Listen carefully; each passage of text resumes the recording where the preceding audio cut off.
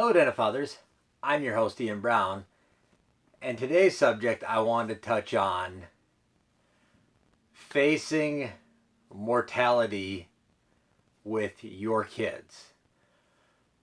So, for me, for our family, my dad's health has been failing him, and he's not been in the greatest shape. And so, last night we had a call to go up, and he wanted us to come up there. He wanted us there to see him, which is not a normal phone call for him at all. Not something that I know that I've ever experienced in 36 years.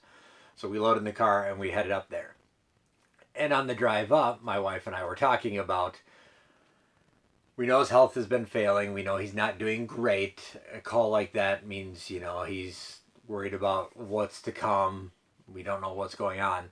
So we discussed if we wanted to clue the kids in or not, and we were both unanimously in agreement that we did. And we didn't want to keep them in the dark. We want to prepare them. We want to be able to control the conversations and have the conversations about what's going on, what's happening, why, and just ultimately control what's going on. So we had the conversation before that he's not doing well, so be on great behavior, and we'll just see and make sure, show him lots of love and everything. And then after we saw him, we had a great visit and everything, and he seems to be doing all right. But again, it's just been something that's been an ongoing. So then we had left and we were headed for home. So we circled back around to that earlier conversation with him again to talk a little more in depth that, he's really not doing well, and, any day could be the last day that he is here with us. We don't know. Sooner than later, he's going to cross over. Jesus is going to call him home, and his time will be done on this side of the earth, and off he goes. And we had that conversation and let them know that that is a reality that is coming sooner than later, and to be prepared for that and to talk about it. And we had a very powerful, very emotionally charged conversation on the car ride home, just talking about it, discussing it.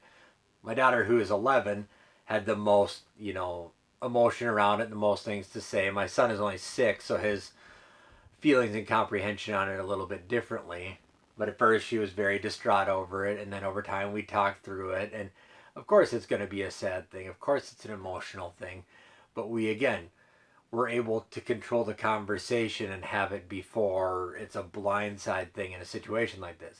Now, not always does life give you those opportunities, but I believe when it does, you capitalize on them. You have the conversation. You get ahead of it instead of being behind it. That is what I believe, and that is my words of advice for you all. If you're facing something like this in your life with your kids, if you're facing mortality with family members, if you have, any kind of struggles like that you're going through, the best thing that you can do is be upfront with them, be honest with them, have the discussion about that. Let them share their feelings. Let them know it's okay to have feelings, to have emotions, to be sad. It's a sad thing. They can be sad. They can be angry because they don't want to lose him. That's okay. These emotions are okay emotions. Encourage them to share and have the emotions and control, and then you have control of it, and you can help them understand it, process it, be there along with them, support them, let them know that they have the support. So that is my advice for you guys today. I'm going to get along here to go and spend some time with my dad. So I do thank you all for tuning in. If you got any comments or things you'd like to throw in here, please drop them in the comments. If you enjoyed the video, give me a thumbs up. Anything on the channel here bringing you value, please think about hitting the subscribe button and the share button. And I just really, truly appreciate you all tuning in. So keep getting better every day. We'll see you all again soon. Take care.